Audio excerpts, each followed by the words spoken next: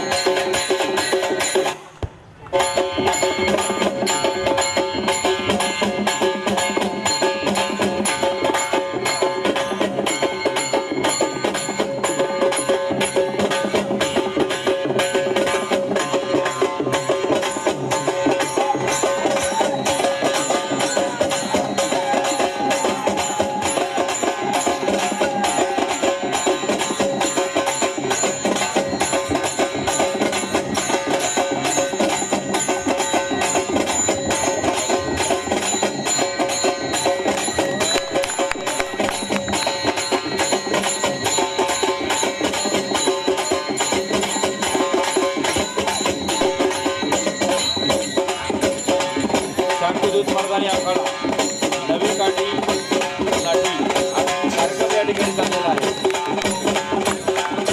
आयोजक कार्यक्रमाचे सन्माननीय श्री मिलिंद सूर्यराव साहेब, सौ शुभांगी सूर्यराव.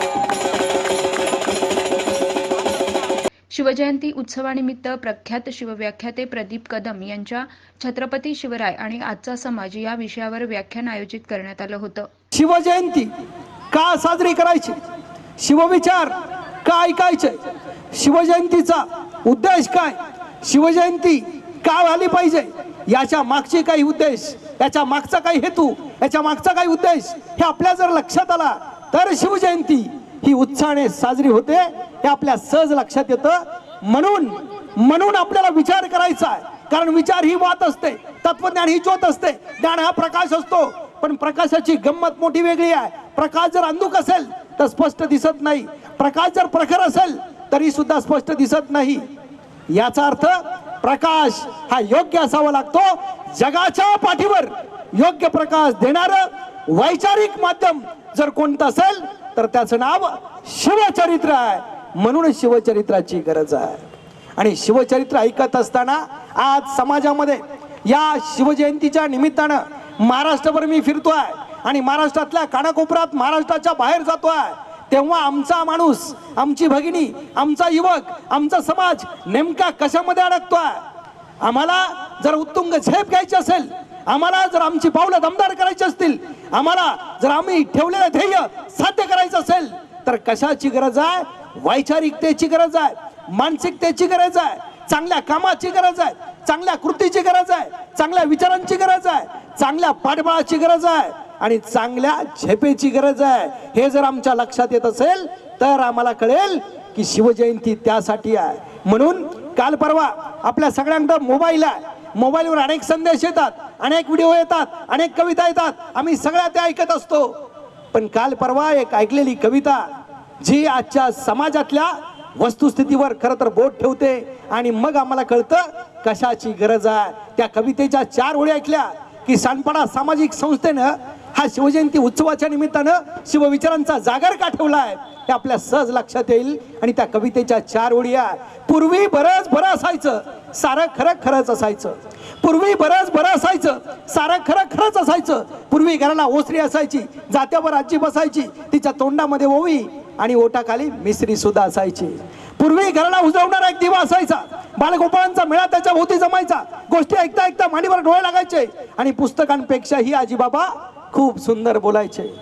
पूर्वी घराघरात पहाट व्हायची, प्रत्येकाच्या उराउरात ज्ञानेश्वरी फुलायची, तुकोबांच्या अभंगाने सूर्य उजळून निघायचा आणि गावही त्यावेळी पंढरपूर बनायचा.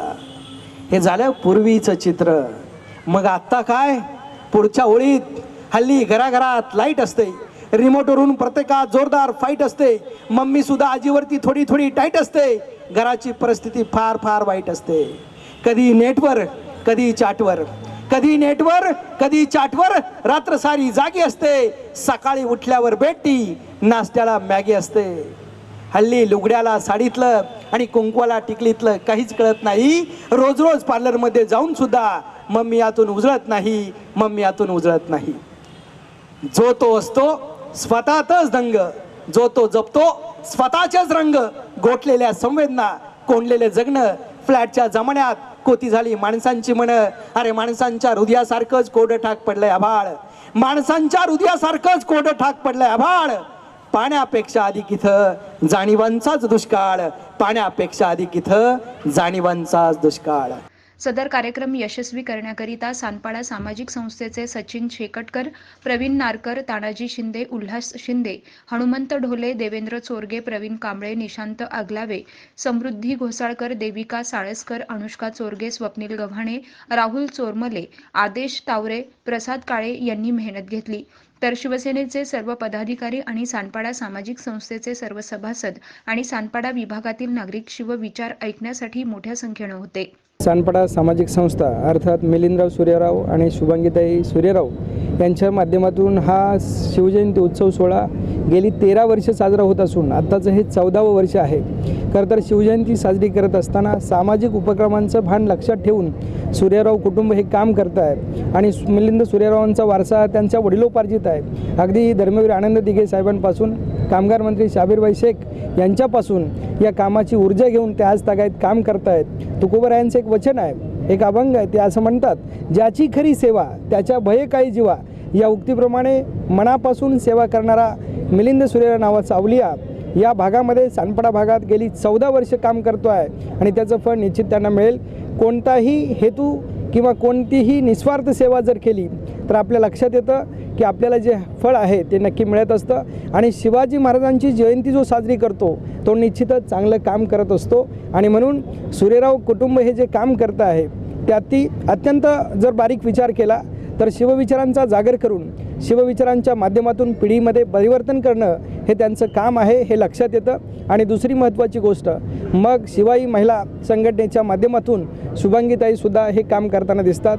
गडकिल्ले भ्रमंती असेल, इथल्या स्थानिक मुलांना त्या किल्ल्यांचं महत्त्व असेल, इथल्या महिलांना सामाजिक उपक्रमाच्या माध्यमातून काही ज्या शासकीय योजना आहेत त्याचा लाभ असेल, अगदी स्वतःच्या पायावर उभं करण्याचं काम महिलांना करण्याचं हे ध्येय लक्षात ठेवून मिलिंद सूर्यराव आणि शुभांगीताई सूर्यराव हे काम करतायत.